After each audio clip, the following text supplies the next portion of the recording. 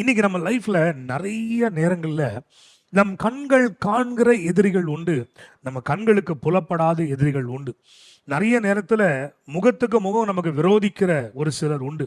சில நேரங்களில் முகத்துக்கு முகமாக நல்லா பேசிட்டு பின்னாடி போய் வேறு விதமாய் பேசி நம்ம விழும்படியான திட்டங்களை உண்டு பண்ணுகிறவர்கள் உண்டு. ஒரு சிலர்லாம் கூடையே இருந்து இனிக்க இனிக்க பேசி ஆனால் நம்ம விழும்படி குழி வெட்டி நம்முடைய முதுகில் குத்துகிற துரோகிகள் உண்டு. ஹல்லேலூயா. எது எப்படி இருந்தாலும் இன்னைக்கு ஆண்டவர் நம்ம பார்த்து சொல்லுகிற ஒரு காரியம் இதுதான்.